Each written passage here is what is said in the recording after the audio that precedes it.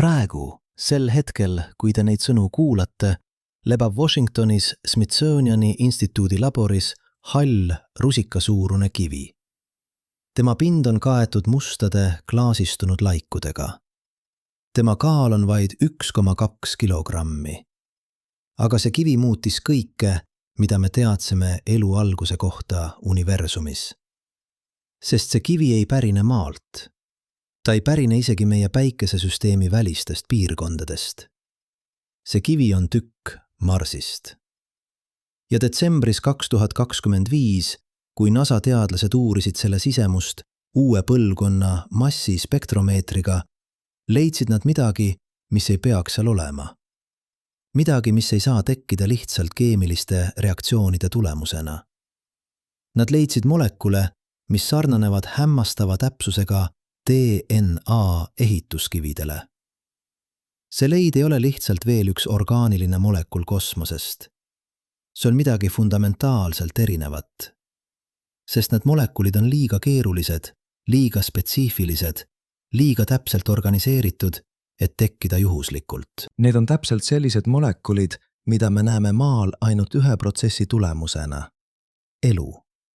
Aga kuidas on see võimalik? Kuidas saab kivi, mis on lendunud läbi kosmose miljoneid kilomeetreid, sisaldada midagi, mis viitab elule planeedil, mida me oleme alati pidanud surnuks? Ja kui seal tõesti oli elu, siis mis juhtus? Kuhu see kadus? Ja kõige olulisem küsimus. Kui elu tekkis 2 korda ühes päikesesüsteemis, siis kui tavaline nähtus on elu tegelikult universumis? Alustame algusest. Alustame päevast, mil see kivi jõudis maale. 13 000 aastat tagasi, kui inimkond elas veel kivivaheajal ja viimased mammutid rändlesid Siberi tasandikel, kukkus Antarktika jääle midagi. Keegi ei näinud seda. Keegi ei kuulnud plahvatust. Kivi lihtsalt vajus sügavale jäässe ja jäi sinna ootama. Ta oli lendunud läbi kosmose 16 miljonit aastat. Ta oli lahkunud Marsilt siis, kui seal veel võis olla vedelat vett.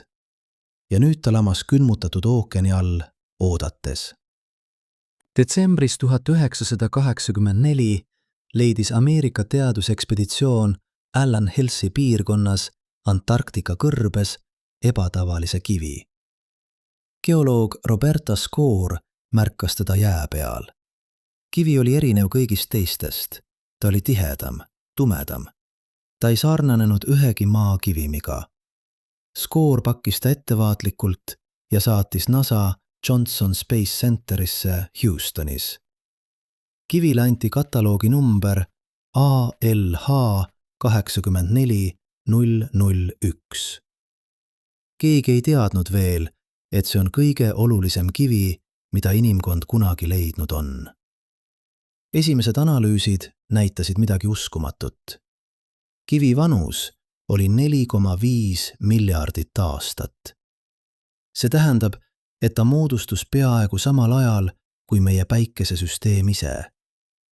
Aga veel uskumatum oli tema keemiline koostis. Hapniku isotoopide suhe ei vastanud ühegi maa kivimi omale. Mineraalide struktuur oli võõras. Ja kui teadlased uurisid kivi sees olevaid gaasimullikesi, leidsid nad täpse vaste Marsi atmosfääri koostisele, mida viikingsondirid olid mõõtnud 1970-ndatel.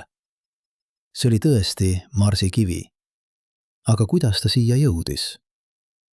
Vastus on vägivaldne ja samas uskumatu.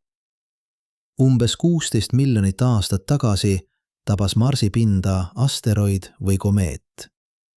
Plahvatus oli nii võimas, et see paiskis kivimikilde kosmosesse kiirusega, mis ületas Marsi põgenemiskiiruse. Mõned neist kividest lendasid lihtsalt kosmosesse ja kaavad seal igaveseks. Aga mõned, väga vähesed, sattusid orbiidile, mis ristus maateega. Ja pärast miljoneid aastaid rändlemist läbi tühja ruumi tõmbas maa gravitatsioon need lõpuks enda poole. ALH 84001 oli üks neist õnnelikest. Või õnnetutest, sõltuvalt perspektiivist. Aga tõeline lugu algas alles 1990-ndatel, kui NASA teadlased hakkasid kivi sisemust uurima elektronmikroskoobiga ja siis nad nägid midagi, mis pani kogu teadusliku kogukonna kihama. Kivi sees, sügaval karbonaatmineraalide kihtides, olid pisikesed struktuurid. Väga pisikesed, umbes 100 nanomeetrit pikad. Need sarnanesid vormilt bakteritega, aga olid palju väiksemad kui ükski teadaolev maabakter. Need olid nagu fossiilid, nagu jäljed millestki, mis kunagi elas. August 1996. NASA korraldab pressikonverentsi, mis läheb otse-eetris üle kogu maailma. President Bill Clinton annab Valge Maja roosiaias avalduse. Pealkiri on kõikjal. Elu Marsil. Teadlased on ettevaatlikumad. Nad räägivad võimalustest, mitte kindlustest.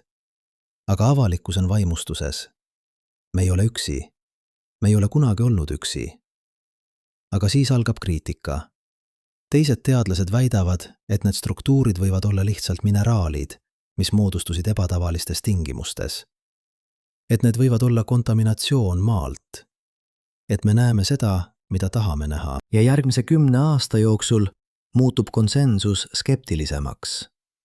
Enamik teadusi hakkab arvama, et ALH 84001 ei tõesta elu Marsil. Et me olime liiga kiired järelduste tegemisel. Kivi jääb laborisse. Uuringud jätkuvad, aga aeglasemalt. Avalikkuse tähelepanu liigub edasi. Marss jääb jälle surnud planeediks meie kujutluses. Aga teadus ei peatu kunagi ja tehnoloogia areneb. Detsembris 2025, 30 aastat pärast esimest suurt avastust, otsustab NASA teadlaste meeskond California Tehnoloogia Instituudist uurida ALH 84001 uuesti. Aga seekord nad kasutavad tehnoloogiat, mis ei eksisteerinud 1990-ndatel. Nad kasutavad nanoskaalas massispektromeetriat, mis suudab tuvastada üksikuid molekule. Nad kasutavad kriogeenset elektronmikroskoopiat, mis võimaldab näha struktuure atomaarse täpsusega ilma proovi kahjustamata. Ja nad leiavad midagi, mida keegi ei oodanud. Sügaval kivi sees, karbonaatmineraalide kihtides, mis moodustusid Marsil umbes 4 miljardit aastat tagasi, on molekulid. Keerulised orgaanilised molekulid. Aga mitte lihtsalt orgaanilised molekulid. Kosmoses on orgaanilist ainet palju. Iga komeet, iga asteroidi sisaldab lihtsaid süsinikuühendeid. See on tavaline. Need molekulid on erinevad. Need on heterotsüklilised aromaatsed ühendid, mis sisaldavad lämmastikku täpselt õigetes positsioonides. Need on molekulid, mis sarnanevad puriin- ja pyrimidinalustega. Need on molekulid, mis maal on DNA ja RNA ehituskivid. Dr. Sarah Chen, kes juhtis uurimisrühma, kirjeldas hiljem seda hetke. Ma vaatasin massispektromeetri andmeid ja esimene mõte oli, et see on kontaminatsioon. Et keegi laboris hingas proovile peale. Aga siis me kontrollisime kõike. Me kordasime analüüsi 6 korda. Me kasutasime proove, mis olid hoitud eraldi alates 1984. Ja iga kord oli tulemus sama. Need molekulid on seal. Nad on olnud seal miljoneid aastaid ja nad ei saa olla maalt. Aga kuidas me saame olla kindlad? Kuidas me teame, et need molekulid ei tekkinud lihtsalt keemiliste reaktsioonide tulemusena? Lõppude lõpuks on süsinik, lämmastik, hapnik ja vesinik universumis tavalised elemendid. Võib-olla need lihtsalt kombineerusid juhuslikult õigel viisil. Siin tuleb mängu midagi fundamentaalset, midagi, mis eristab elu keemilist juhuslikust keemiast. Kui te võtate lihtsaid orgaanilisi molekule ja lasete neil reageerida juhuslikult, saate segamini. Te saate tuhandeid erinevaid ühendeid, kõik umbes võrdses koguses. See on nagu visata täringuid. Mida rohkem te viskate, seda rohkem erinevaid kombinatsioone te saate, aga ükski kombinatsioon ei domineeri. Aga elu ei tööta nii. Elu valib. Elu kasutab ainult teatud molekule, teatud konfiguratsioone. Maal kasutab kogu elu ainult 5 lämmastikalust. Adeniin, guaniin, tsütosiin, tümiin ja uratsiil. Mitte tuhandeid, mitte sadu. 5. Ja need 5 on täpselt õiged, et luua stabiilne, paljunev informatsioonisüsteem. Kui te leiate keskkonnas, kus peaks olema juhuslik segu, aga leiatekin hoopis valitud spetsiifilisi molekule, siis on ainult 2 võimalust. Kas seal on mingi füüsikaline protsess, mis eelistab neid molekule? Või seal oli elu? Chen ja tema meeskond uurisid esimest võimalust põhjalikult. Nad simuleerisid Marsi tingimusi. Nad testisid, kas ultraviolettkiirgus võiks luua selliseid molekule. Kas kosmilised kiired võiksid? Kas hüdrotermilised allikad võiksid? Ja iga kord oli vastus sama. Ei. Juhuslikud protsessid ei loo sellist spetsiifilisust. Aga see ei ole veel kõik. Kõige uskumatum detail on molekulide paiknemine. Kui teadlased uurisid, kus täpselt need molekulid asuvad kivi sees, leidsid nad, et need ei ole ühtlaselt jaotunud. Need on koondunud väikestesse piirkondadesse. Täpselt nendesse piirkondadesse, kus on ka need nanomeetri suurused struktuurid, mida 1990-ndatel peeti võimalikeks fossiiliks. Kujutage ette, et te leiaksite metsast vana laguneva puu. Ja kui te uuriksite selle puitu mikroskoobiga, leiaksite sealt tselluloosi molekule. Ja need molekulid oleksid koondunud täpselt sinna, kus kunagi olid rakkuseina struktuurid. Te ei leiaks neid juhuslikult üle kogu puu. Te leiaksite need seal, kus nad funktsioneerisid. See on täpselt see, mida Chen meeskond leidis ALH 84001. Molekulid on seal, kus nad peaksid olema, kui nad oleksid osa millestki elavast. Veebruaris 2026 avaldas Chen meeskond oma tulemused ajakirjas Nature. Pealkiri oli ettevaatlik. Prebiootiline keemia või biosignatuurid. Uus analüüs ALH 84001. Aga tekst oli palju julgem. Viimane lõik ütles: meie andmed on kooskõlas hüpoteesiga, et Marsil eksisteeris umbes 4 miljardit aastat tagasi primitiivne elu, mis kasutas sarnaseid molekulaarseid mehhanisme nagu maa elu. Teaduslik kogukond reageeris ettevaatlikult, aga huviga. Mõned teadlased jäid skeptiliseks. Nad nõudsid rohkem tõendeid. Nad tahtsid näha replikatsiooni. Nad tahtsid välistada kõik võimalikud alternatiivid. Aga teised nägid selles midagi suuremat. Midagi, mis muudab meie arusaama elust universumis. Sest kui elu tekkis Marsil sõltumatult maast, siis see tähendab, et elu ei ole kosmilises mõõtkavas haruldane. See tähendab, et kui tingimused on õiged, tekib elu peaaegu vältamatult. See tähendab, et seal väljas, orbitaalides ümber teiste tähtede, võib olla miljoneid, miljardeid planeete, kus midagi elab. Või elas. Sest see on teine, tumedam pool sellest loost. Marss ei ole enam elav planeet. Tema atmosfäär on peaaegu kadunud. Tema pind on külm ja kuiv. Tema magnetväli, mis kunagi kaitses teda kosmilise kiirguse eest, on kadunud. Kui seal kunagi oli elu, siis see elu kas suri välja või taandus sügavale maa alla, kus me ei ole seda veel leidnud. Mis juhtus? Kuidas muutub elav planeet surnuks? Vastus peitub Marsi ajaloos. Ja see on lugu, mis peaks panema meid mõtlema ka maa tuleviku üle. 4,5 miljardit aastat tagasi, kui meie päikesesüsteem oli alles noor, olid Marss ja maa üllatavalt sarnased. Mõlemal oli tihe atmosfäär. Mõlemal oli vedelat vett pinnal. Mõlemal oli aktiivne vulkaaniline tegevus. Mõlemal oli magnetväli, mis kaitses neid päikese ohtliku kiirguse eest. Aga siis midagi muutus. Marsi tuum hakkas jahtuma. Planeet on väiksem kui maa, seega ta kaotas oma soojust kiiremini. Ja kui tuum jahenes, kadus magnetväli. Ilma magnetväljata hakkas päikese tuul, see pidev laetud osakeste voog, mis voolab päikesest välja, aeglaselt ära puhuma Marsi atmosfääri. See ei juhtunud kiiresti. See võttis miljoneid, võib-olla miljardeid aastaid. Aga järk-järgult muutus Marsi atmosfäär õhemaks, rõhk langes, temperatuur langes. Vesi hakkas aurustuma kosmosesse või külmuma jääks. Ja elu, kui seda seal oli, seisis silmitsi valikuga, kohaneda või surra. Mõned organismid võisid kohaneda.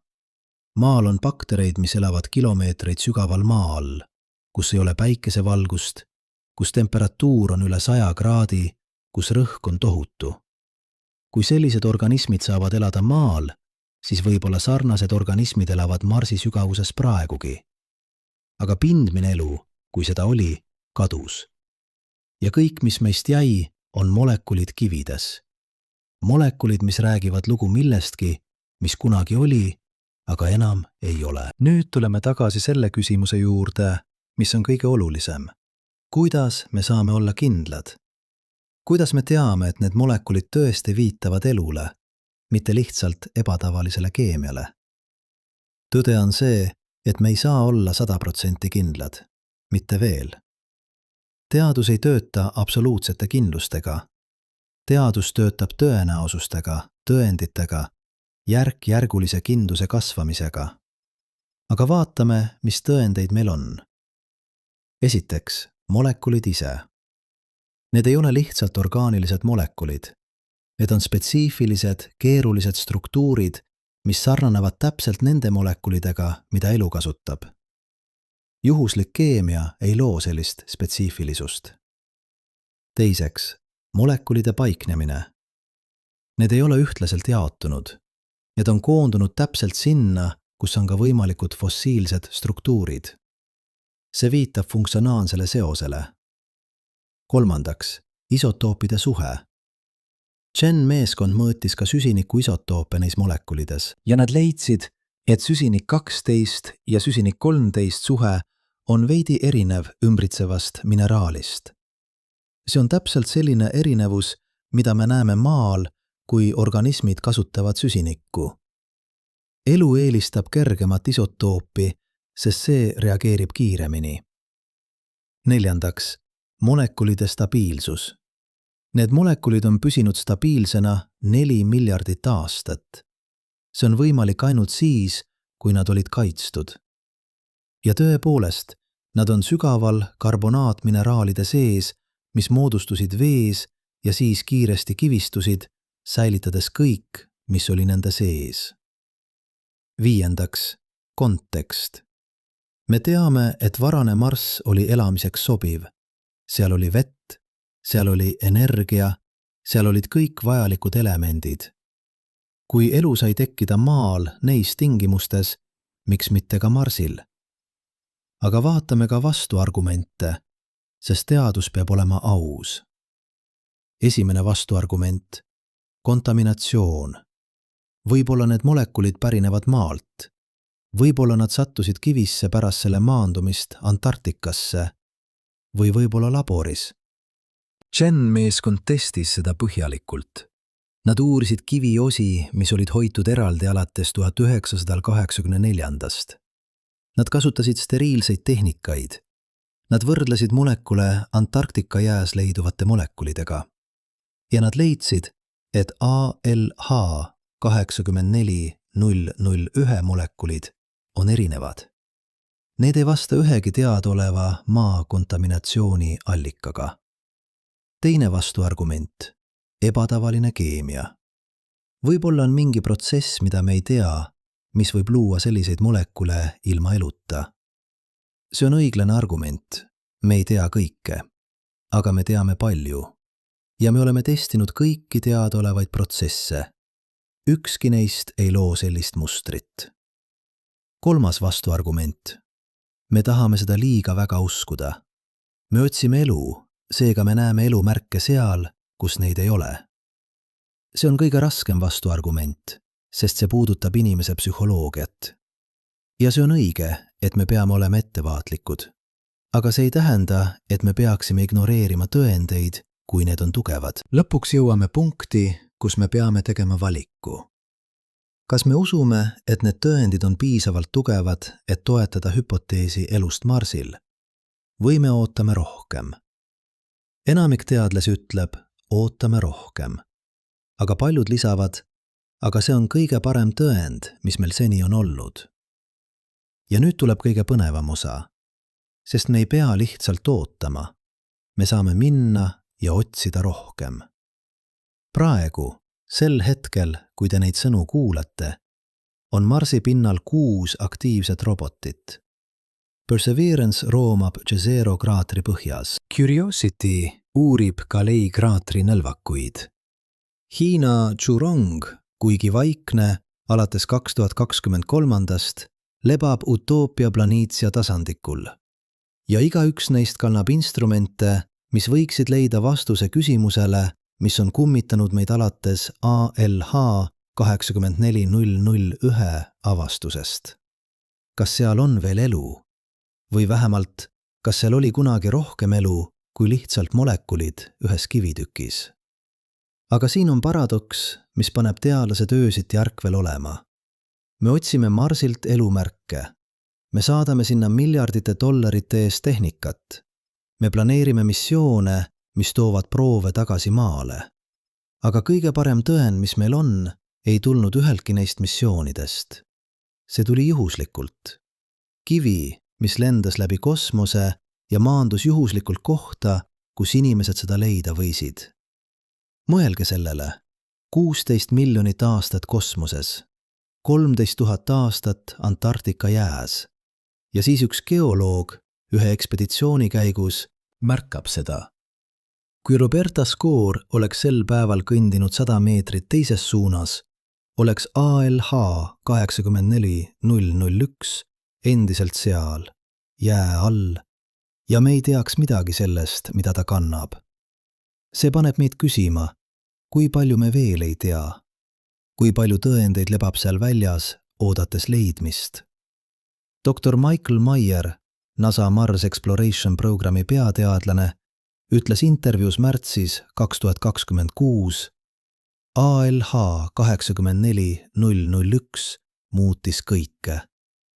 Mitte sellepärast, et see tõestas elu Marsil, vaid sellepärast, et see näitas meile, et me peame otsima õigetest kohtadest õigeid asju.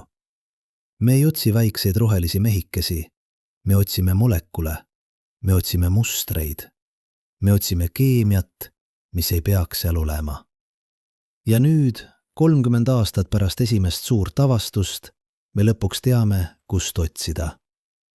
Vaatame Marsi kaarti, mitte tänapäevast Marsi, vaid Marsi, nagu ta oli 4 miljardit aastat tagasi. Teadlased on rekonstrueerinud selle, kasutades orbiitsondide andmeid, mineraalide analüüsi ja arvutisimulatsioone.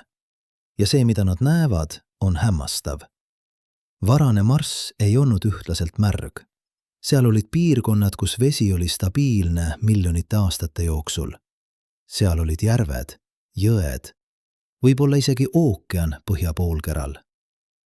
Aga kõige olulisemad olid hüdrotermilised süsteemid. Kujutage ette Islandi geisreid, kuum vesi, mis pursub maa seest, rikas mineraalidest ja keemilistest ühenditest. Ümberringi moodustuvad värvilised setted, kus erinevad kemikaalid reageerivad. Ja täpselt sellistes kohtades, maal, leiame me kõige ekstreemsemat elu. Baktereid, mis elavad peaaegu keeva vee temperatuuril. Arhesid, mis saavad energiat otse keemilistest reaktsioonidest ilma päikesevalguseta. Varane Marss oli täis selliseid kohti. Vulkaaniline tegevus oli intensiivne. Maa-alune vesi oli kuum. Ja seal, kus kuum vesi kohtus külma pinnaga, tekkisid täpselt sellised tingimused, kus elu võiks tekkida. ALH 84001 pärineb täpselt sellisest piirkonnast. Tema mineraalide koostis näitab, et ta moodustus hüdrotermilises keskkonnas. Karbonaadid, mis sisaldavad neid huvitavaid molekule, settisid vees, mille temperatuur oli umbes 20–40 kraadi Celsiuse järgi. See on täpselt õige temperatuur elule. Mitte liiga kuum, et hävitada keerulisi molekule, mitte liiga külm, et peatada keemilised reaktsioonid. Ja nüüd me teame, kuhu suunata meie robotid. Perseverance rover, mis maandus Jezero kraatris veebruaris 2021, ei ole seal juhuslikult. Jezero on vana järve põhi. Orbiidilt tehtud pildid näitavad selgelt delta struktuure, kus jõed voolasid järve. Ja delta on täpselt see koht, kus orgaaniline materjal koguneb. Kui seal oli elu, siis delta setetes peaksid olema selle jäljed. Perseverance on juba kogunud 23 proovi tuubi. Iga toru on steriilne, hermeetiliselt suletud, tähistatud. Need leebavad nüüd Marsi pinnal, hoolikalt kaardistatud positsioonidel, oodates. Oodates missiooni, mis peaks neid tooma tagasi maale. See missioon, Mars Sample Return, on kõige ambitsioosikem planeediteaduse projekt, mida kunagi kavandatud. 2 stardiraketti, 1 maandumine Marsile, väike rakett, mis tõuseb Marsi pinnalt orbiidile, teine sõiduk, mis püüab proovid kinni ja toob need tagasi maale. Kogu operatsioon võtab aastaid ja maksab miljardeid. Aga kui need proovid jõuavad maale, saame me neid uurida instrumentidega, mida ei ole võimalik Marsile saata. Saame kasutada kõige täpsemaid massispektromeetreid. Saame otsida mitte ainult molekule, vaid ka nende ruumilist struktuuri. Saame otsida isotoopide mustreid, mis viitavad bioloogilistele protsessidele. Saame võrrelda neid otse ALH 84001-ga. Ja kui me leiame sarnaseid molekule, sarnaseid mustreid, siis see ei ole enam üks kivi. See on 2 sõltumatut tõendit. Ja 2 tõendit on eksponentsiaalselt tugevamad kui 1. Aga siin tuleb mängu midagi, mida enamik inimesi ei mõista. Midagi, mis muudab kogu selle loo veel keerulisemaks ja samal ajal põnevamaks. Küsimus ei ole ainult see, kas Marsil oli elu. Küsimus on, kui seal oli elu, siis kas see elu tekkis seal või tuli see maalt? See kõlab hullumeenselt, aga teadlased võtavad seda väga tõsiselt. Sest me teame, et kivid võivad reisida planeetide vahel. ALH 84001 on tõend sellest. Kui kivid saavad minna Marsilt maale, siis nad saavad minna ka maalt Marsile. Ja varane päikesesüsteem oli palju vägivaldne kui tänapäev. Asteroidide kokkupõrked olid sagedased. Iga suur kokkupõrge paiskab miljoneid kivitükke kosmosesse. Mõned neist jõuavad teistele planeetidele. Arvutused näitavad, et esimese miljardi aasta jooksul pärast maa moodustumist võis Marsile jõuda tuhandeid, võib-olla miljoneid maakivitükke. Ja mõned neist võisid kanda endas mikroobe. See tähendab, et on võimalik, et Marsi elu ei tekkinud seal sõltumatult. Võimalik, et see oli maaelu, mis reisis läbi kosmose ja koloniseeris teise planeedi. Või vastupidi. Võimalik, et elu tekkis esmalt Marsil, sest Marss jahunes kiiremini kui maa ja sai elamiseks sobivaks varem. Ja siis Marsi mikroobid reisisid maale ja said meie esivanemateks. See tähendaks, et me kõik oleme marslased. Dr. Paul Davies, Arizona osariigi ülikooli kosmoloog, on kirjutanud sellest põhjalikult. Ta nimetab seda panspermia hüpoteesiks. Ja kuigi see kõlab nagu ulme, on see täiesti tõsiseltvõetav teaduslik teooria. Aga kuidas me saame teada, kumb on õige? Kas elu tekkis 2 planeedil sõltumatult või tekkis ühel ja levis teisele? Vastus peitub DNA-s või täpsemalt selles, mida me leiame Marsilt, kui me leiame midagi, mis sarnaneb DNA-ga. Kõik maaelu kasutab sama geneetilist koodi, sama 4 alust: adeniin, guaniin, tsütosiin ja tümiin. Sama viisi, kuidas need alused kodeerivad aminohappeid. See universaalsus viitab sellele, et kogu maaelu pärineb ühest ühisest esivanemast. Aga see kood ei ole ainus võimalik. Teadlased on laboris loonud alternatiivseid geneetilisi süsteeme, mis kasutavad erinevaid aluseid, erinevat keemiat. Need töötavad. Need võiksid toetada elu, aga maaelu ei kasuta neid. Kui me leiame Marsilt elu, mis kasutab täpselt sama geneetilist koodi kui maaelu, siis see on tugev tõend panspermia kasuks. Tõenäosus, et 2 sõltumatut eluvormi valivad täpselt sama koodi, on uskumatult väike. Aga kui me leiame elu, mis kasutab erinevat koodi, erinevaid molekule, erinevat keemiat, siis see on tõend sõltumatu tekke kasuks. Ja see oleks veel põnevam, sest see tähendaks, et elu ei ole üks juhuslik õnnetus. See on midagi, mis juhtub, kui tingimused on õiged. Nüüd tuleme tagasi ALH 84001 molekulide juurde.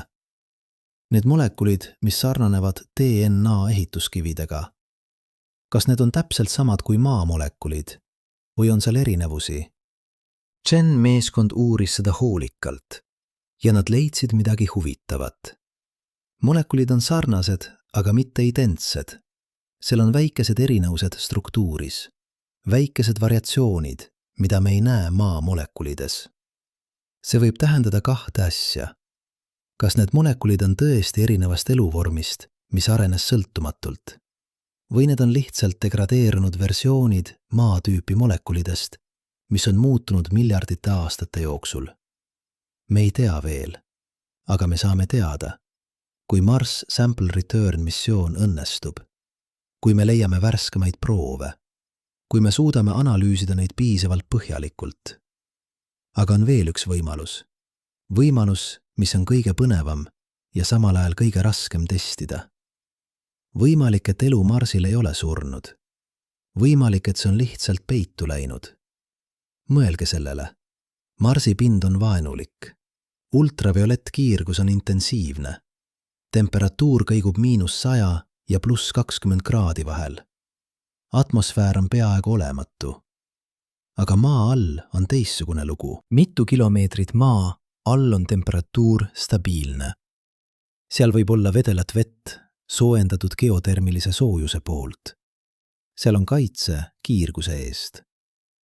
Ja kui seal on vesi ja energia, siis seal võib olla elu. Maal on meil näiteid sellest.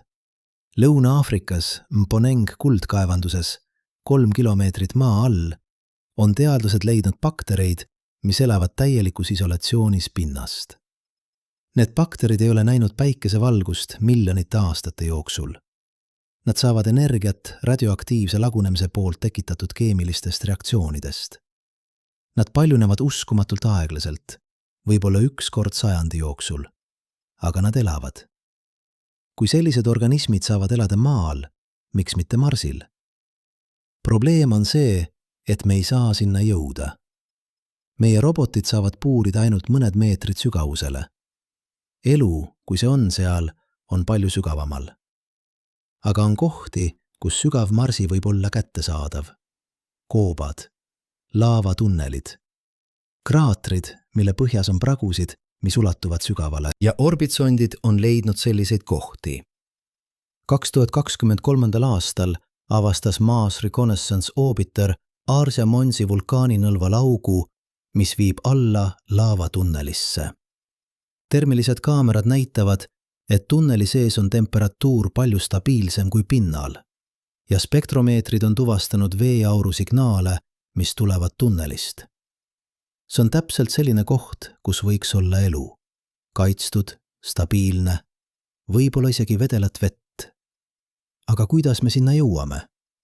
Meie praegused robotid ei ole loodud koobaste uurimiseks.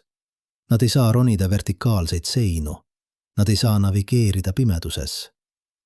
NASA ja Euroopa kosmosagentuur töötavad uue põlvkonna robotite kallal.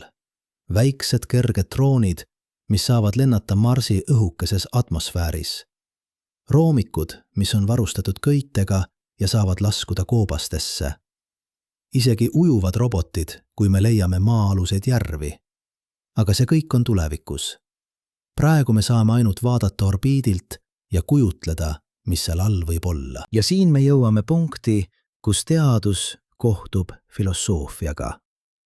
Sest küsimus ei ole ainult see, kas me leiame elu Marsil. Küsimus on, mida see tähendab, kui me seda leiame?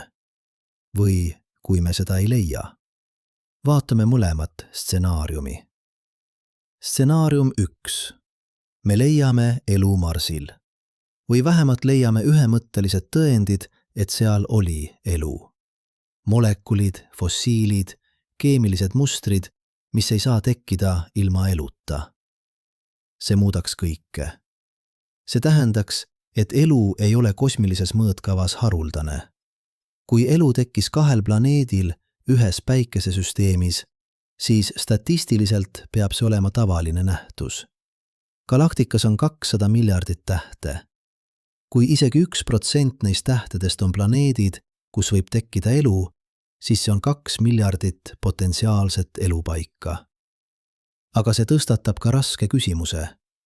Kui elu on nii tavaline, siis kus kõik on? Miks me ei ole kuulnud signaale teistelt tsivilisatsioonidelt? Miks taevas ei ole täis raadiolaineid, laserimpulsse, megastruktuure? See on Fermi paradoks. Ja Marsi elu leidmine teeks selle paradoksi veel teravamaks. Üks võimalik vastus on see, mida me näeme Marsil. Elu võib olla tavaline. Aga kestev, arenenud elu võib olla haruldane. Võib-olla enamik elupaiku on nagu Marss. Elu tekib, eksisteerib lühikest aega kosmilises mõõtkavas ja siis kaob, kui tingimused muutuvad. Võib-olla me elame universumis, mis on täis surnud planeete, millel kunagi oli elu. Fossiilide galaktika.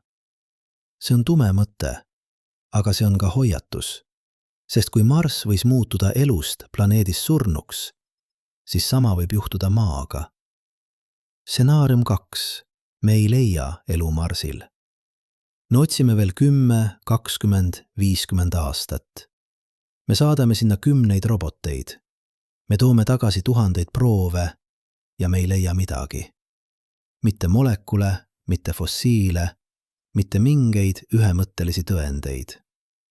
Mida see tähendaks? Üks võimalus on see, et elu on tõesti haruldane. Võib-olla Maa on erand. Võib-olla tingimused, mis on vajalikud elu tekkimiseks, on palju spetsiifilisemad, kui me arvame. Võib-olla me oleme üksi.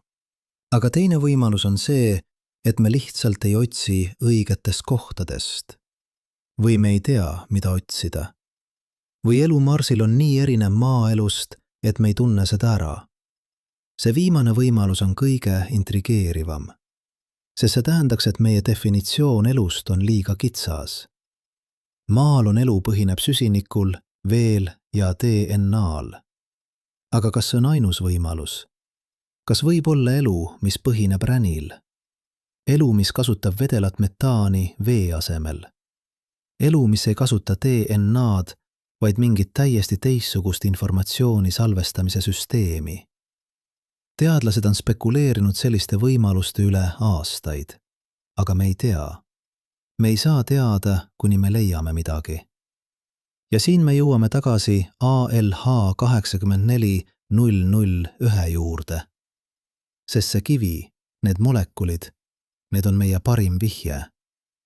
Need ütlevad meile, et kui Marsil oli elu, siis see oli vähemalt mingil määral sarnane maaeluga. See kasutas sarnaseid molekule.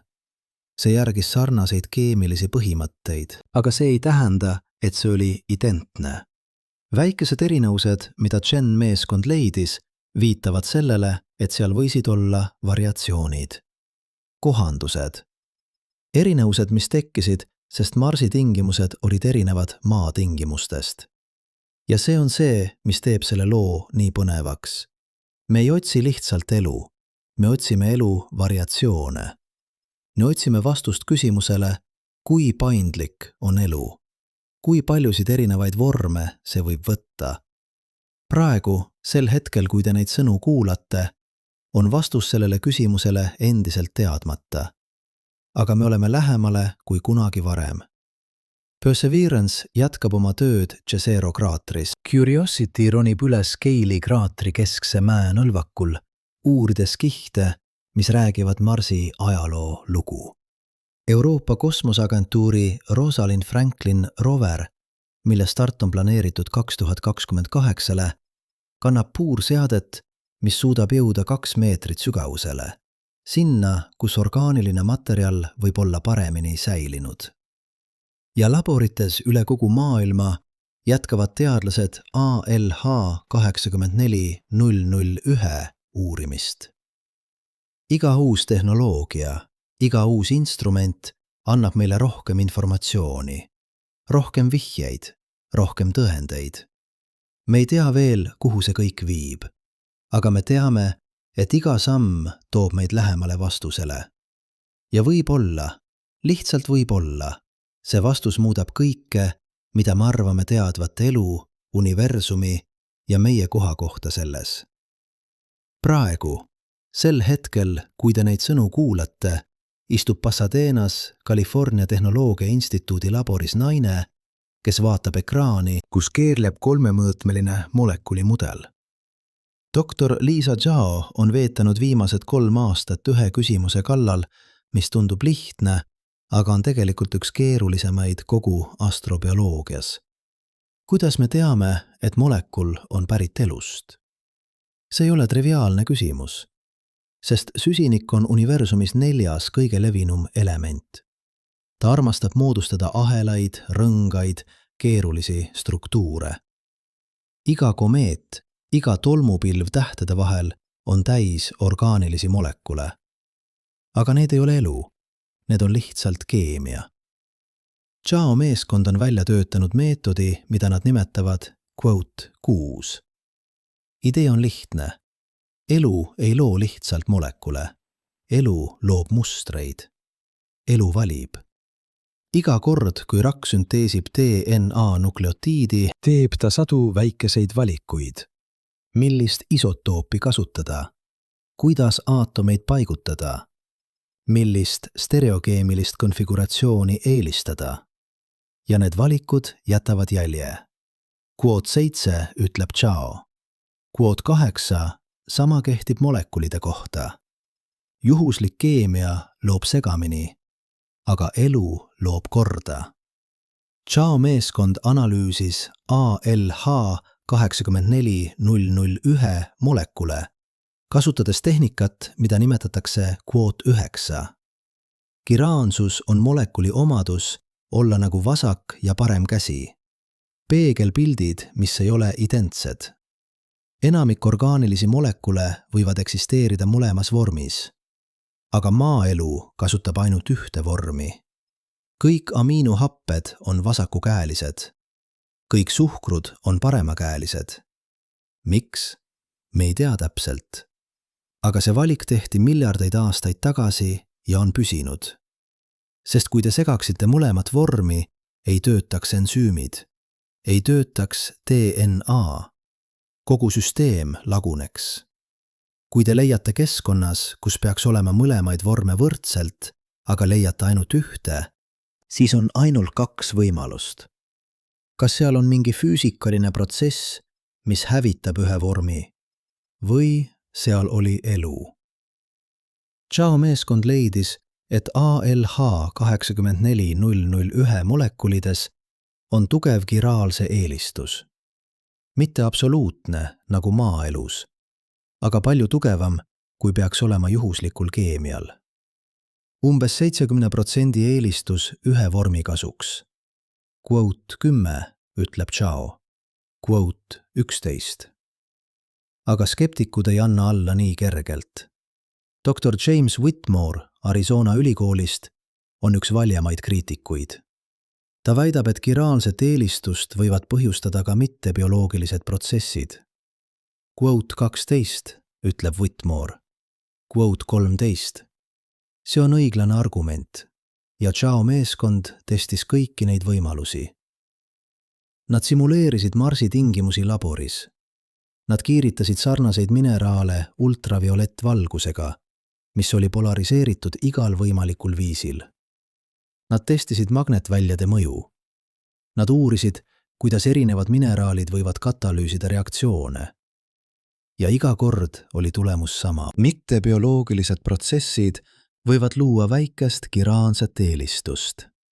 Võib-olla 5%, võib-olla 10%, aga mitte 70%. Quote 14 ütleb Chao, quote 15.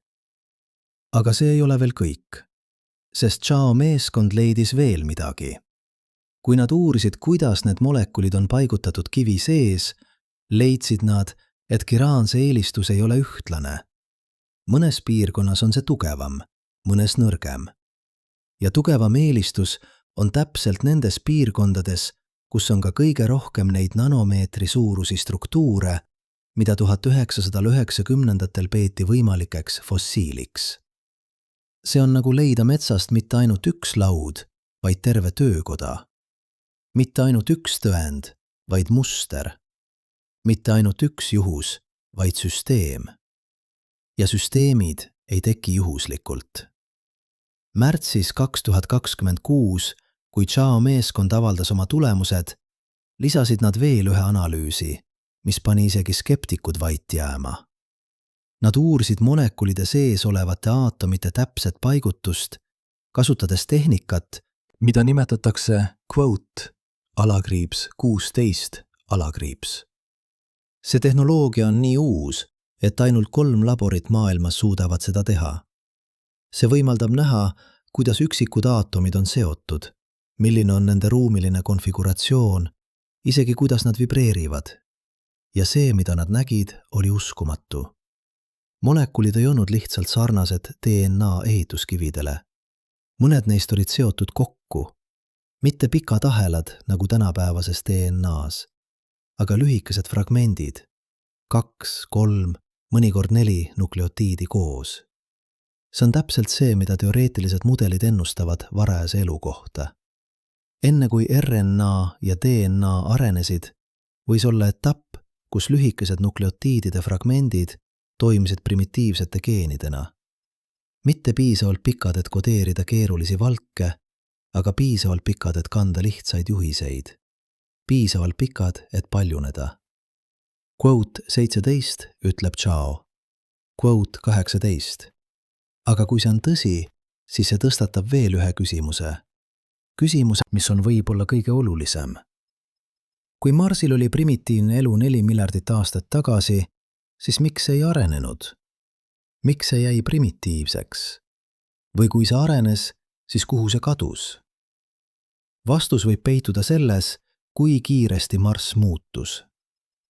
Maal võttis elu areng miljardeid aastaid.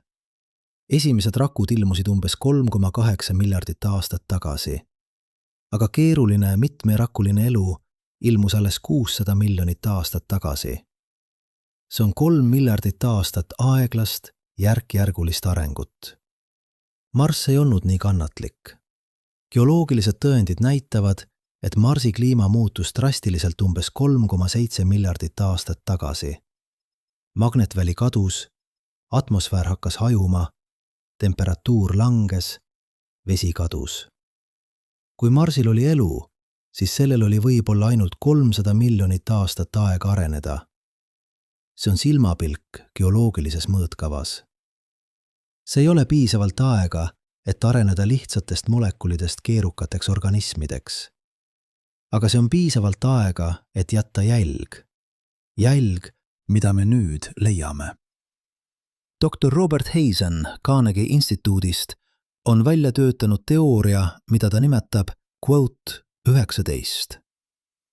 Idee on see, et elu ei mõjuta ainult orgaanilisi molekule. Elu muudab ka mineraale. Maal on umbes 5000 erinevat mineraali, aga umbes 2/3 neist ei saaks eksisteerida ilma eluta. Need on mineraalid, mis moodustuvad ainult hapniku juuresolekul. Ja kogu vaba hapnik meie atmosfääris on pärit fotosünteesist, pärit elust. See tähendab, et kui te vaatate planeedi mineraalset koostist, saate te lugeda selle ajalugu. Saate näha, kas seal oli elu. Hazen meeskond analüüsis ALH-8400 mineraale ja nad leidsid midagi huvitavat. Seal on väikesed kogused mineraale, mis Marsil ei peaks olema. Mineraalid, mis vajavad moodustumiseks tingimusi, mida me ei oska seletada ilma bioloogilise aktiivsuseta. Üks neist on magnetiit. Väikesed, täiuslikult kujundatud magnetiidikristallid, mis on täpselt sellised, nagu mõned maabakterid neid toodavad. Need bakterid kasutavad magnetiiti nagu kompassi, et orienteeruda maa magnetväljas. 1990-ndatel oli see üks peamisi argumente elu kasuks. Aga siis teised teadused näitasid, et sarnaseid kristalle võib tekkida ka mittebioloogiliselt, teatud temperatuuridel ja rõhkudel. Aga Heisen meeskond leidis, et ALH84001 magnetiidikristallid ei ole lihtsalt sarnased bioloogilistele kristallidele. Need on identsed. Täpselt sama suurus, täpselt sama kuju, täpselt sama puhtus. Quote 20, ütleb Heisen. Quote 21. Ja ALH84001 kristallid näevad välja, nagu keegi neid kontrollis. Aga jälle, skeptikud ei anna alla. Nad väidavad, et võib-olla on mingi protsess, mida me ei tea. Võib-olla Marsi tingimused olid täpselt õiged, et luua selliseid kristalle. Ja nad võivad olla õigus, sest teadus ei tööta absoluutsete kindlustega. Teadus töötab tõenäosustega. Aga iga uus tõend suurendab tõenäosust. Iga uus analüüs lisab veel ühe kihi. Ja aeglaselt, järk-järgult hakkab pilt muutuma selgemaks. Praegu, sel hetkel, kui te neid sõnu kuulate, on see pilt endiselt ebatäielik. Aga see on palju selgem kui 30 aastat tagasi. Palju selgem kui 5 aastat tagasi. Isegi palju selgem kui aasta tagasi. Ja iga päevaga muutub see veelgi selgemaks. Juunis 2026 teatas NASA, et nad on leidnud veel 2 Marsi meteoriiti Antarktikast. Mõlemad on sarnased ALH84001-ga. Mõlemad pärinevad samast piirkonnast Marsil. Mõlemad sisaldavad karbonaatmineraale ja mõlemad ootavad analüüsi. Kui need kivid sisaldavad sarnaseid molekule, sarnaseid mustreid, sarnaseid kristalle, siis see ei ole enam üks kivi. See on 3 sõltumatut tõendit. Ja 3 tõendit on palju tugevamad kui 1. Aga isegi kui need uued kivid ei näita midagi, ei tähenda see, et ALH84001 on vale. See tähendab lihtsalt, et elu Marsil, kui seda oli, ei olnud ühtlaselt levinud. See oli lokaalne, piiratud teatud piirkondadega, teatud tingimustega, täpselt nagu varajane elu Maal. Esimesed miljardid aastad Maal oli elu piiratud hüdrotermiiliste allikatega, sügavate ookeanide põhjaga, kohtadega, kus oli vett, energiat ja kaitset. Kui te oleksite võtnud juhusliku kivi varaselt Maalt, oleks tõenäosus leida sealt elumärke olnud väga väike. Aga kui te oleksite võtnud kivi õigest kohast, oleksite leidnud täpselt seda, mida me nüüd näeme ALH84001. See tähendab, et kui me tahame leida rohkem tõendeid, peame me teadma, kust otsida. Peame me mõistma, kus Marsil olid need õiged kohad. Kus olid hüdrotermilised süsteemid, kus oli stabiilne vesi, kus olid tingimused, mis võimaldasid elul tekkida ja püsida. Ja tänu orbiitsondidele, tänu aastatele uurimist, me hakkame seda mõistma. Jezero kraater, kus Perseverance praegu töötab, ei ole juhuslik valik. See on üks parimaid kohti Marsil, kus otsida varajase elu märke. Seal oli sügav järv, seal voolasid jõed, seal settisid mineraalid, mis võisid säilitada orgaanilise materjali. Aga Jezero ei ole ainus. Orbiitsondid on tuvastanud 10, võib-olla 100 sarnaseid kohti. Iidse järve põhjad, jõe deltad, hüdrotermiliste allikate jäljed. Iga neist on potentsiaalne asukoht, kus võiks olla elujäljed. Iga neist on koht, kuhu me peaksime saatma roboteid. Või kunagi võib-olla inimesi. Sest lõpuks, kui me tõesti tahame teada, kas Marsil oli elu, peame me minema sinna ise. Robotid on suurepärased. Nad saavad minna kohtadesse, kus inimesed ei saa. Nad ei vaja hapnikku, nad ei väsi.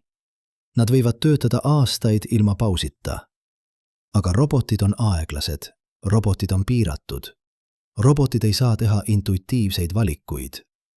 Nad ei saa näha midagi huvitavat ja otsustada spontaanselt seda uurida. Geoloog Maal võib ühe päevaga uurida rohkem maad kui Mars Rover 1 aastaga. Inimene võib näha mustrit, mida robot ei märka. Inimene võib võtta proovi kohast, kuhu robotit ei saa programmeerida minema. NASA plaanib saata inimesi Marsile 30ndate lõpus. See on ambitsioonikas, see on ohtlik, see on kallis. Aga see võib olla ainus viis, kuidas me saame lõplikult vastata küsimusele, kas Marsil oli elu. Kujutage ette seda hetke. Esimene inimene, kes astub Marsi pinnale. Esimene inimene, kes võtab kätte Marsi kivi ja uurib seda oma silmaga. Esimene inimene, kes laskub Marsi koopasse ja otsib seal elumärke. See hetk tuleb. Võib-olla mitte homme, võib-olla mitte järgmisel aastal. Aga see tuleb. Ja kui see tuleb, võib see olla hetk, mis muudab kõike.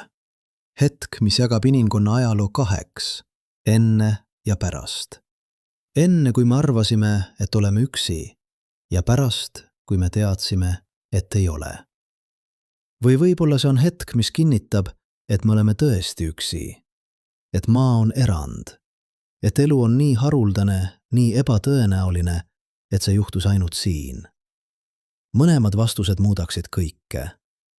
Mõlemad vastused sundaksid meid ümber mõtlema, kes me oleme ja mis on meie koht universumis.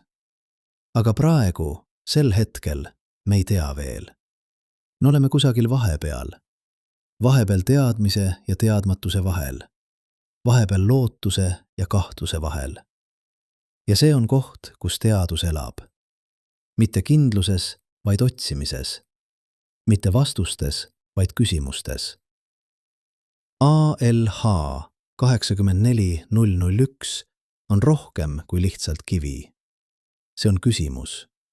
Küsimus, mis on kirjutatud molekulides ja mineraalides. Küsimus, mis on oodanud 4 miljardit aastat, et keegi seda küsiks. Ja nüüd me küsime. Ja aeglaselt, väga aeglaselt hakkame me kuulma vastust. Aga vastus ei ole lihtne Koit 22 või Koit 23. Vastus on keeruline. Vastus on nüansirikas. Vastus on täis Koit 24 ja Koit 25 ja Koit 26. Ja see on okei, sest teadus ei ole lõplike vastuste otsing. Teadus on protsess. Protsess, mis viib meid järk-järgult lähemale tõele. Ja iga samm selles protsessis, iga uus avastus, iga uus analüüs toob meid lähemale hetkele, kui me lõpuks teame. Kas Marsil oli elu? Me ei tea veel. Aga me oleme lähemale kui kunagi varem. Ja iga päevaga tuleme veelgi lähemale. Ja kui me lõpuks teame, kui me lõpuks saame vastuse, siis see vastus ei muuda ainult meie arusaama Marsist. See muudab meie arusaama elust, universumist, meist endist. Sest lõpuks ei ole see lugu Marsist. See on lugu meist. Lugu sellest, kuidas me otsime, kuidas me küsime, kuidas me ei anna alla, isegi kui vastused on keerulised ja ebakindlad. See on lugu inimkonna uudishimust, meie vajadusest mõista, meie keeldumisest aktsepteerida Quot 27 kui lõplikku vastust. Ja see on lugu, mis jätkub. Lugu, mille järgmist peatükki kirjutatakse praegu, sel hetkel, laborites ja missioonikeskustes üle kogu maailma. Lugu, mille lõppu me ei tea veel. Aga lugu, mida me ei lõpeta kunagi rääkimast. Praegu, sel hetkel, kui te neid sõnu kuulate, istub Genfi lähedal CERN-i laboris füüsik, kes ei uuri osakesi ega kvante. Ta uurib midagi palju fundamentaalsemat, Ta uurib küsimust, mis on kummitanud filosoofe tuhandeid aastaid ja teadlasi sajandeid. Mis on elu? See võib tunduda lihtsa küsimusena. Me kõik teame, mis on elu, eks? Kass on elus, kivi ei ole. Lihtne. Aga kui te hakkate sügavamale minema, muutub kõik ähmaseks. Viirus. Kas see on elus? Ta paljuneb. Tal on geneetiline materjal. Aga ta ei saa seda teha ilma peremeesrakuta. Prioon. Valgumolekul, mis võib quote 28 teisi valke ja panna neid oma kuju võtma. Kas see on elu? Arvutiprogramm, mis paljuneb, muteerub ja areneb. Kas see on elu? Doktor Elena Kovatš, kes juhtib CERN-i astrobioloogia teoreetilise füüsika rühma, on veetnud 10 aastat, üritades defineerida elu viisil, mis ei sõltu maa bioloogiast. Ja ta on jõudnud järeldusele, mis on nii lihtne kui revolutsiooniline. Quote 29, ütleb Kovatš. Quote 30. See definitsioon on radikaalne, sest see ei räägi midagi DNA-st, midagi rakkudest, midagi süsinikust või veest. See räägib ainult informatsioonist ja protsessist. Ja kui te vaatate ALH 84001 läbi selle prisma, muutub kõik selgemaks. Need molekulid, mida Chen meeskond leidis, ei ole olulised sellepärast, et nad saranevad DNA-ga. Nad on olulised sellepärast, et nad võivad kanda informatsiooni. Need lüvikesed nukleotiidide fragmendid, 2 või 3 ühikut koos, võivad kodeerida lihtsaid juhiseid. Mitte piisavalt keerulisi, et luua rakku. Aga piisavalt keerulisi, et öelda quote 31.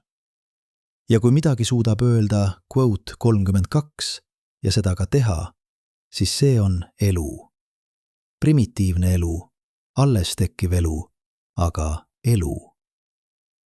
Quote 33 ütleb Kovatš. Quote 34. See on põhjus, miks ALH 84001 on nii oluline. Sest see ei näita meile tänapäevast elu. See näitab meile midagi vahepealt. Midagi, mis on teel saada elus. Ja see, quote 35, on kõige olulisem hetk. Sest see on hetk, kui keemia muutub bioloogiaks. Kui juhuslikud molekulid muutuvad informatsiooniks. Kui protsess, mida me nimetame eluks, algab. Aga siin tuleb mängu midagi, mida enamik inimesi ei mõista. Midagi, mis muudab kogu selle loo veel keerulisemaks ja samal ajal põnevamaks. Küsimus ei ole ainult see, kas need molekulid on pärit elust. Küsimus on, millal täpselt muutub quote 36, quote 37. Kus on see piir? Kovatš meeskond on loonud matemaatilise mudeli, mis kirjeldab seda üleminekut. Nad nimetavad seda quote 38. Idee on see, et elu ei teki järsku. Elu tekib järk-järgult, läbi seeria väikeseid samme, kus iga samm suurendab süsteemi võimet informatsiooni salvestada ja edastada. Esimene samm. Molekulid, mis suudavad ennast kopeerida. Lihtsad ebatäpsed koopiad, aga koopiad. Teine samm. Molekulid, mis suudavad muteeruda. Mitte kõik koopiad on identsed, mõned on erinevad. Kolmas samm. Valik. Mõned variatsioonid on paremad kui teised. Nad püsivad kauem. Nad kopeerivad ennast rohkem. Neljas samm. Evolutsioon. Süsteem hakkab muutuma, kohanema, arenema. Ja kusagil selle protsessi käigus, kusagil nende sammude vahel ületatakse piir. Keemia muutub bioloogiaks. Mitteelu muutub eluks. Quote 39 ütleb Kovatš. Quote 40 ja ALH 84001 molekulid võivad olla täpselt sellest protsessist. Mitte veel täielikult elus, aga juba mitte enam lihtsalt keemia. See on põhjus, miks see leid on nii oluline. Ja see on ka põhjus, miks see on nii vaieldav. Sest kui te ei saa täpselt defineerida, mis on elu, siis kuidas te saate öelda, kas te olete seda leidnud? Aprillis 2026 korraldas rahvusvaheline astrobioloogia ühing Tokyos konverentsi, mille ainus teema oli quote 41 . Seal osales 300 teadlast 55 riigist. Ja pärast 3 päeva intensiivseid arutelusid oli konsensus, et konsensust ei ole. Mõned teadlased väitsid, et me peame keskenduma metabolismile. Elu tarbib energiat ja kasutab seda, et hoida ennast korraldatuna. Teised väitsid, et võti on paljunemine. Elu teeb iseendast koopiaid. Kolmandad väitsid, et kõige olulisem on evolutsioon.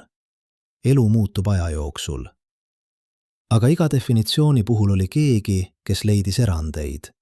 Näiteid asjadest, mis vastavad definitsioonile, aga ei ole elus.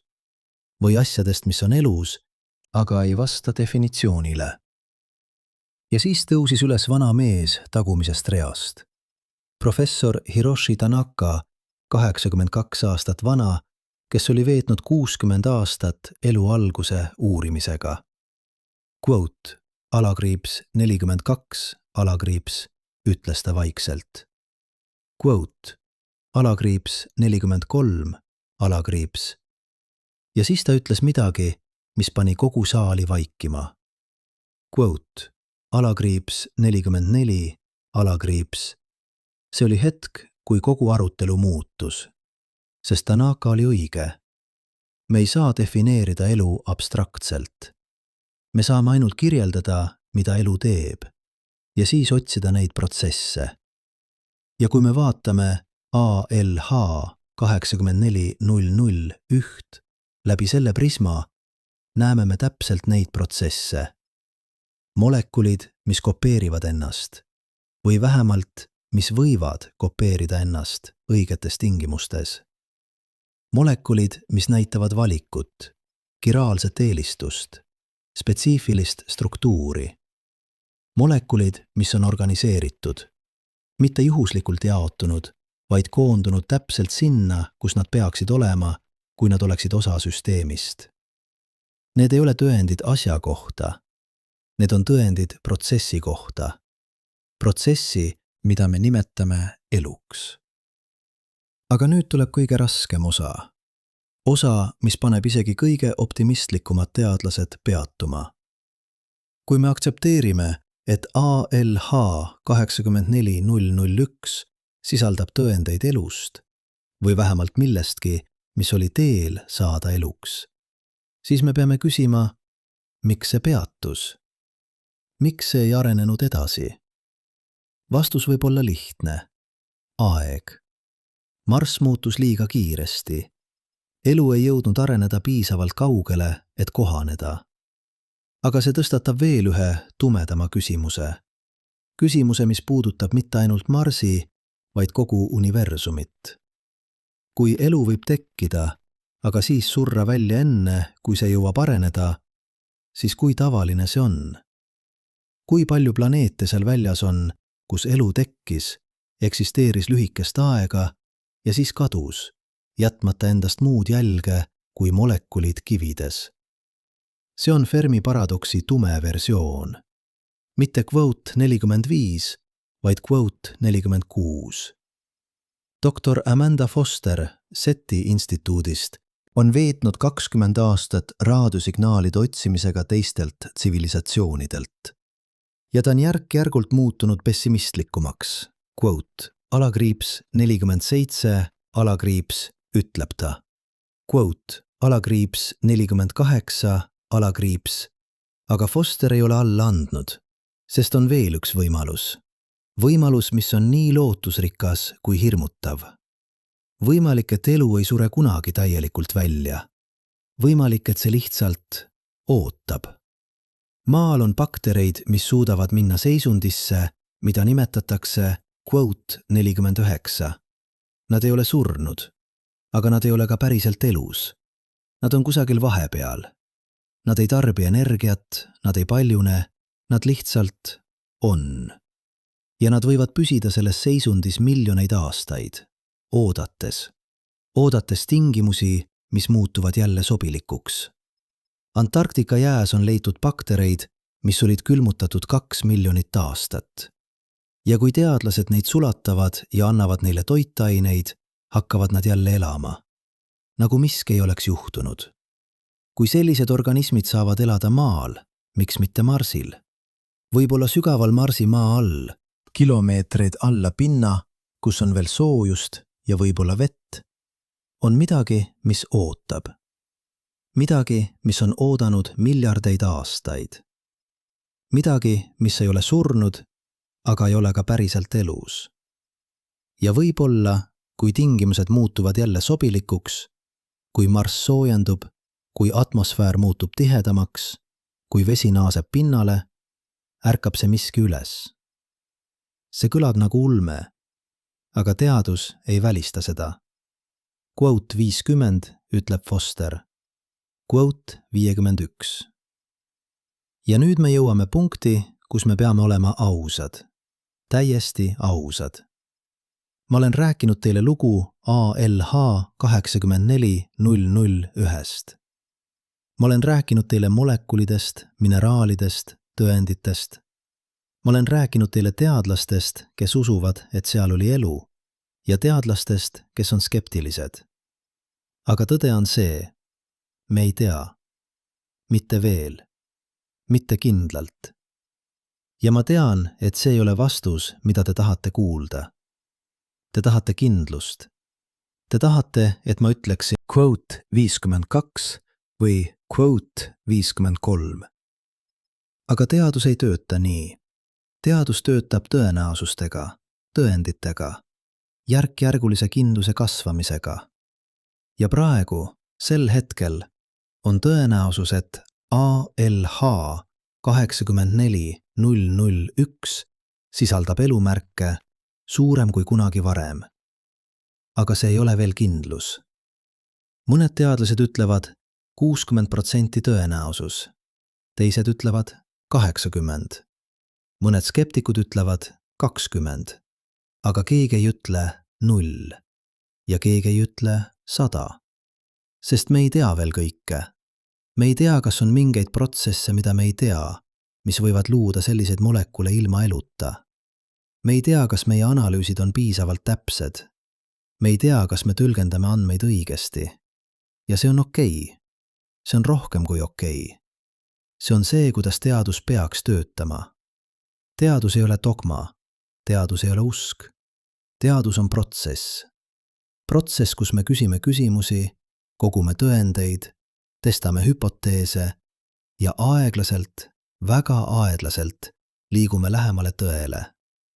Ja mõnikord, paljudel kordadel on vastus. Quote 54. See ei ole nõrkus, see on jõud. Sest ainult tunnistades, mida me ei tea, saame me õppida rohkem. Dr. Sarah Chen, kelle meeskond leidis need molekulid, ütles mulle intervjuus midagi, mis on jäänud mulle meelde. Ausus tunnistada, kui me ei tea. Ausus tunnistada, kui tõendid on vastuolulised. Ausus tunnistada, kui vastus ei ole lihtne. Ja see on see, mida ma teen nüüd. Ma tunnistan, et vastus ei ole lihtne. ALH 84001 võib sisaldada elumärke. Või see võib sisaldada midagi, mis näeb välja nagu elumärgid, aga ei ole. Me ei tea veel kindlalt. Aga see, mida me teame, on juba uskumatu. Me teame, et Marsil olid kunagi tingimused, mis võimaldasid elu tekkida. Me teame, et seal olid keerulised orgaanilised molekulid, mis sarnanevad nende molekulidega, mida elu kasutab. Me teame, et need molekulid näitavad mustreid, mis on kooskõlas bioloogiliste protsessidega. Me teame, et need molekulid on säilinud miljardeid aastaid, oodates, kuni me oleme piisavalt arenenud, et neid leida ja mõista. Ja me teame, et iga uus analüüs, iga uue tehnoloogia toob meid lähemale vastusele. Võib-olla see vastus on quote 56. Võib-olla see on quote 57. Võib-olla see on quote 58. Aga ükskõik, mis see vastus on, see muudab kõike. Sest kui vastus on // quote // 59 // siis me ei ole üksi. Me ei ole kunagi olnud üksi. Ja see tähendab, et seal väljas, orbitaalides, ümber teiste tähtede, võivad olla miljonid, miljardid planeete, kus midagi elab, või elas, või hakkab elama. Ja kui vastus on // quote // 60 // kui ALH 84001 ei sisalda elumärke, siis see tähendab, et elu on haruldasem, kui me arvasime. Et maa on erilisem. Et me peame olema ettevaatlikumad, kuidas me seda planeeti kohtleme, sest võib-olla ei ole teist sellist. Mõlemad vastused on olulised. Mõlemad vastused muudavad meie arusaama universumist ja meie kohast selles. Aga praegu, sel hetkel, me ei tea veel, kumb see on. Ja see teadmatus, see ebakindlus, see on see, mis teeb teaduse nii põnevaks. Sest me elame ajal, kui me võime saada vastuse. Mitte homme, mitte järgmisel aastal, aga meie eluajal. Perseverance jätkab oma tööd Marsil. Uued missioonid on planeeritud. Mars Sample Return toob proove tagasi maale. Inimesed lähevad kunagi Marsile. Ja iga samm, iga uus avastus toob meid lähemale hetkele, kui me lõpuks teame. Kas Marsil oli elu? Me ei tea veel, aga me saame teada. Ja see teadmine, kui see tuleb, ei muuda ainult meie arusaama Marsist. See muudab meie arusaama elust, universumist, meist endist. Sest lõpuks ei ole see lugu Marsist. See on lugu meist. Lugu sellest, kuidas me otsime, kuidas me küsime, kuidas me ei anna alla, isegi kui vastused on keerulised ja ebakindlad. See on lugu inimkonna uudishimust, meie vajadusest mõista, meie keeldumisest aktsepteerida quote 61 kui lõplikku vastust. Ja see on lugu, mis jätkub. Lugu, mille järgmist peatükki kirjutatakse praegu, sel hetkel, laborites ja missioonikeskustes üle kogu maailma. Lugu, mille lõppu me ei tea veel, aga lugu, mida me ei lõpeta kunagi rääkimast. Sest see on see, mis teeb meid inimesteks. Mitte see, et me teame kõike, vaid see, et me ei lõpeta kunagi küsimast. Praegu, sel hetkel, kui te neid sõnu kuulate, on universumis umbes 2 triljonit galaktikat. Igas galaktikas on keskmiselt 200 miljardit tähte. Ümber paljude neist tähtedest tiirlevad planeedid ja mõned neist planeetidest on täpselt õigel kaugusel oma tähest. Mitte liiga kuum, mitte liiga külm, täpselt seal, kus vesi võib olla vedel. Me nimetame seda quote /62. Aga see nimi on eksitav, sest nagu Marss meile näitab, ei piisa ainult õigest kaugusest. Peab olema õige atmosfäär, õige magnetväli, õige geoloogiline aktiivsus, õige keemiline koostis. Ja isegi siis, isegi kui kõik need tingimused on täidetud, ei ole garantiid. Marss oli kunagi elutsoonis. Marss oli kunagi soe ja märg. Marsil olid kõik õiged tingimused ja nüüd Marss on surnud. See paneb meid küsima küsimust, mis on palju suurem kui lihtsalt // quote // 63 // See paneb meid küsima, kui habras on elu. Kui õrn on see tasakaal, mis hoiab planeeti elavana. Dr. James Casting Pennsylvania osariigi ülikoolist on veetnud 30 aastat planeetide kliimade modelleerimisega ja tema järeldused on kainestav. Quote 64 ütleb ta, quote 65 Marss väljus elutsoonist mitte sellepärast, et päike muutus, vaid sellepärast, et Marss ise muutus. Tema tuum jahunes, magnetväli kadus, atmosfäär hajus. Ja kõik see juhtus vältamatult, sest Marss on lihtsalt liiga väike. Väiksed planeedid kaotavad soojust kiiremini. Nende tuumad jäätuvad varem. Nende geoloogiline aktiivsus peatub. Ja ilma geoloogilise aktiivsuseta ei ole võimalik säilitada atmosfääri. Ilma atmosfäärita ei ole võimalik säilitada vett. Ilma veeta ei ole võimalik säilitada elu. See on nagu vaadata aegluubis, kuidas planeet sureb. Aga siin on asi, mis paneb mind öösiti ärkvel olema. Asi, millest teadlased räägivad vaikselt, aga mida avalikkus ei tea. Sama võib juhtuda Maaga. Mitte homme, mitte järgmisel sajandil, aga miljardite aastate pärast. Maa tuum hakkab samuti jahtuma. Meie magnetväli hakkab nõrgenema. Meie geoloogiline aktiivsus hakkab vähenema. Ja aeglaselt, väga aeglaselt hakkame me muutuma Marsiks. See on vältimatu. See on füüsika. Väiksemad planeedid surevad varem. Suuremad planeedid elavad kauem. Aga kõik planeedid surevad lõpuks. Küsimus ei ole kvoot 66. Küsimus on kvoot 67. Castingi arvutused näitavad, et Maal on veel umbes 1,5 miljardit aastat enne, kui ookeanid hakkavad aurustuma. Veel 2 miljardit aastat enne, kui magnetväli muutub liiga nõrgaks. Veel 3 miljardit aastat enne, kui me muutume täielikult Marsi sarnaseks. See tundub nagu pikk aeg, ja see ongi. Aga kosmilises mõõtkavas on see silmapilk. Ja see tõstatab küsimuse, mis on võib-olla kõige olulisem küsimus, mida me saame küsida. Kui elu on nii habras, kui planeedid on nii ajutised, kui kõik, mis me teame, on määratud kaduma, siis mis mõte sellel kõigel on? See ei ole teaduslik küsimus. See on filosoofiline küsimus. Aga see on küsimus, mida iga teadlane, kes uurib elu algust ja lõppu, peab varem või hiljem endale esitama. Ma rääkisin sellest doktor Elena Kovačiga, füüsikuga, kes uurib elu definitsiooni. Ja tema vastus oli midagi, mida ma ei oodanud.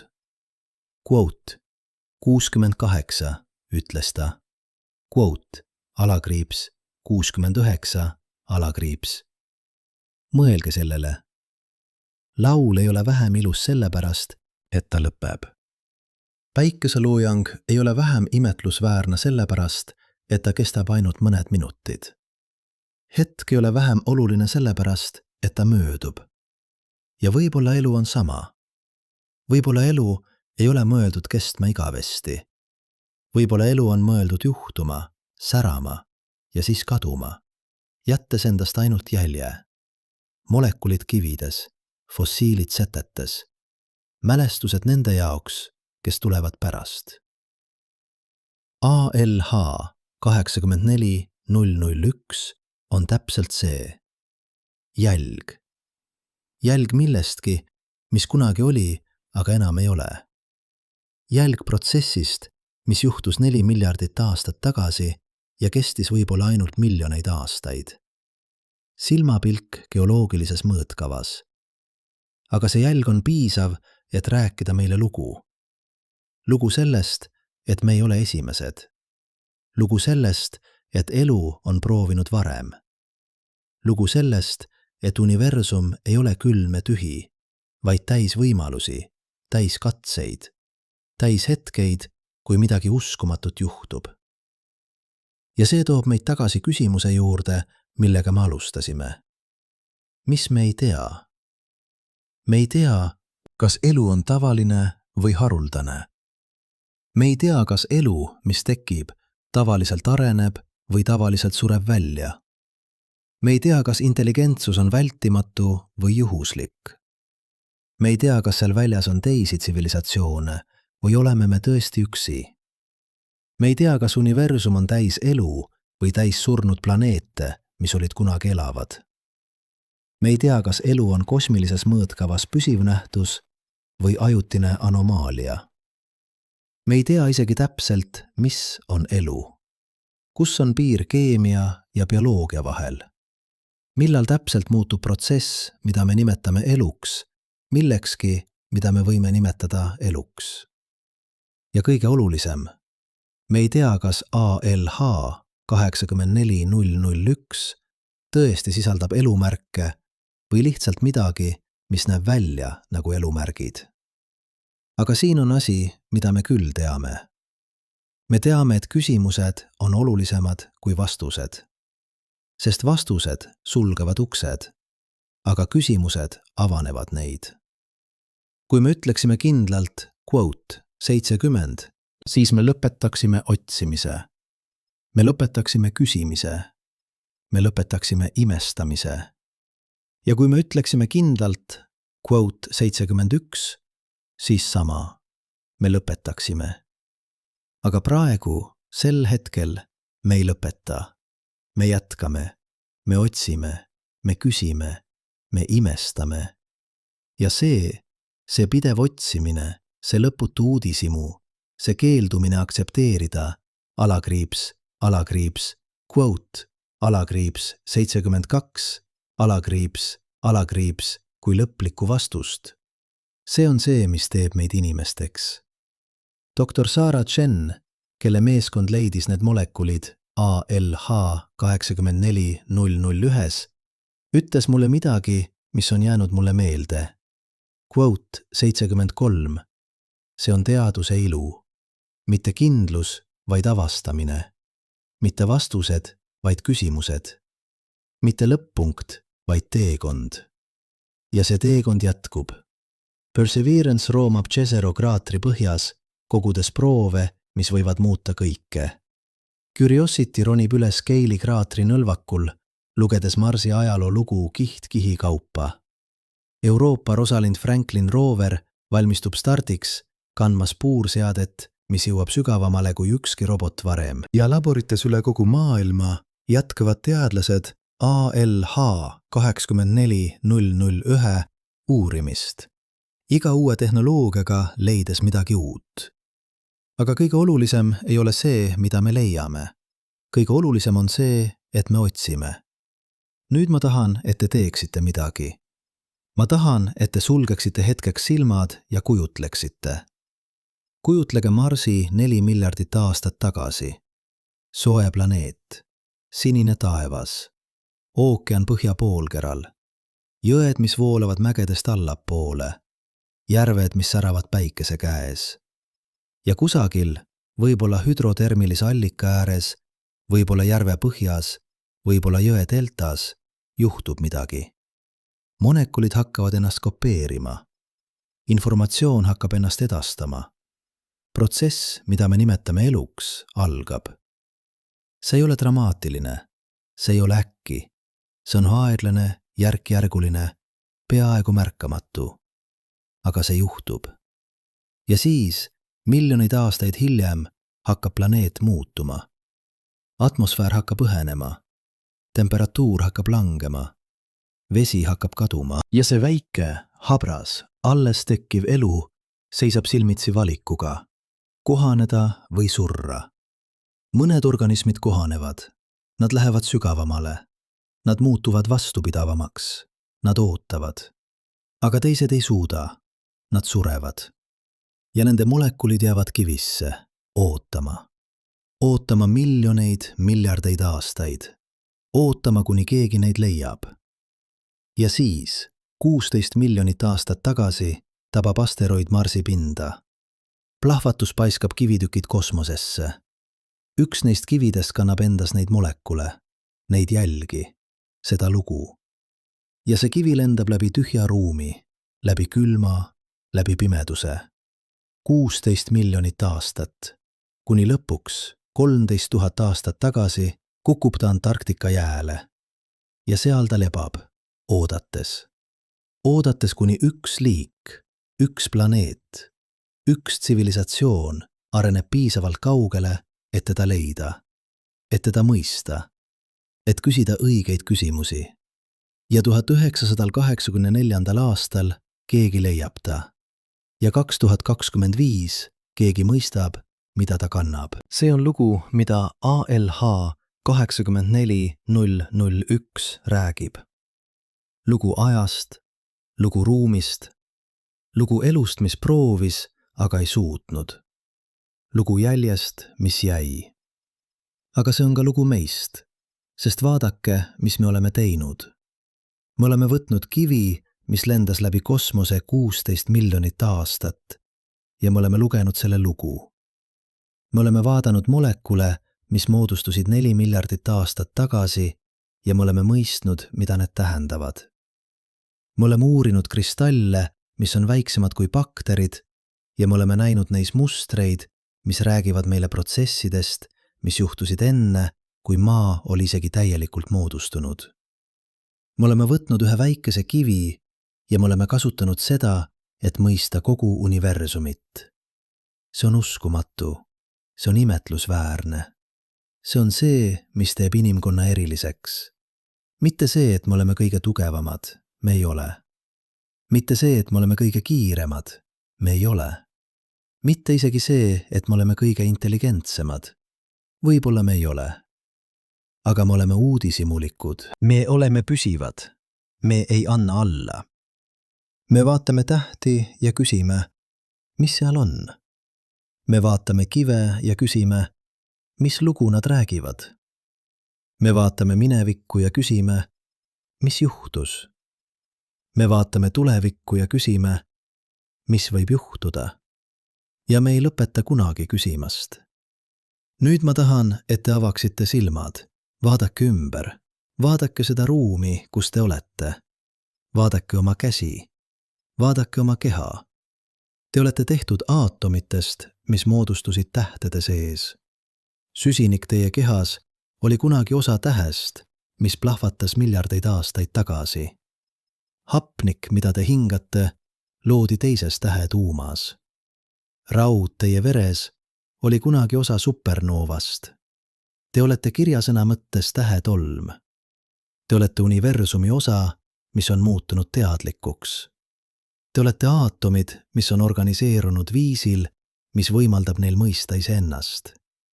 Ja praegu, sel hetkel, te kasutate seda teadvust, et mõista teist planeeti, teist maailma, teist võimalikku eluvormi.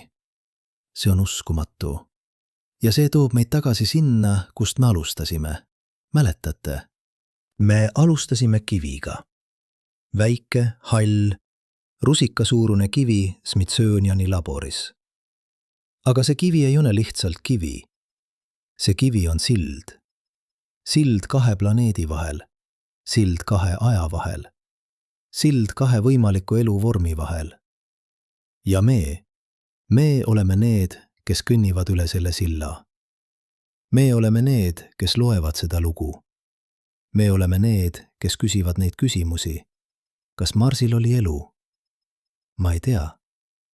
Aga ma tean, et küsimus ise on ilus. Ma tean, et otsimine on oluline. Ma tean, et iga samm, iga avastus, iga uus mõistmine toob meid lähemale millele, mis on suurem kui meie ise. Sest lõpuks ei ole see lugu Marsist. See ei ole isegi lugu elust. See on lugu teadmisest, lugu uudishimust. Lugu sellest, mis juhtub, kui liik muutub piisavalt arenenud, et vaadata üles tähtede poole ja küsida, kas me oleme üksi. Ja isegi kui vastus on jah, isegi kui me oleme tõesti üksi, isegi kui elu on nii haruldane, et see juhtus ainult siin, ainult üks kord, ainult meil, siis see teeb meid veelgi erilisemaks. Sest siis me oleme universumi viis ennast mõista. Me oleme viis, kuidas aatomid, mis moodustusid suure paugu järel, mis kondenseerusid tähtedeks, mis plahvatasid supernoovadeks, mis moodustusid planeetideks, mis organiseerusid eluks, mis arenesid teadvuseks. Me oleme viis, kuidas universum vaatab tagasi iseenda alguse poole ja küsib, kuidas ma siia jõudsin? Ja see on uskumatu. Praegu, sel hetkel, kui te neid sõnu kuulate, on seal väljas 2 triljonit galaktikat. Igas galaktikas on miljardeid tähti. Ümber paljude neist tähtedest tiirlevad planeedid. Ja mõned neist planeetidest võivad olla täpselt õigel kaugusel, täpselt õigetes tingimustes, täpselt õiges hetkes. Ja võib-olla, lihtsalt võib-olla, mõnel neist planeetidest juhtub midagi uskumatut. Molekulid hakkavad ennast kopeerima. Informatsioon hakkab ennast edastama. Protsess, mida me nimetame eluks, algab. Ja võib-olla miljardeid aastaid hiljem, kui see elu on arenenud piisavalt kaugele, vaatavad nad üles oma taeva poole ja näevad meie päikest. Ja nad küsivad, kas seal on keegi? Ja vastus on jah, me olime siin. Me otsisime teid. Me ei leidnud teid veel, aga me ei lõpetanud kunagi otsimast. Sest see on see, mis teeb meid inimesteks. Mitte see, et me teame kõike, vaid see, et me ei lõpeta kunagi küsimast. Ja see väike, hall, rusikasuurune kivi Smithsoniani laboris, see on meeldetuletus. Meeldetuletus sellest, et küsimused on olulisemad kui vastused. Meeldetuletus sellest, et otsimine on olulisem kui leidmine. Meeldetuletus sellest, et me ei ole kunagi üksi, sest me kanname endas universumi lugu. Ja see lugu jätkub iga päevaga, iga avastusega, iga küsimusega, igavesti.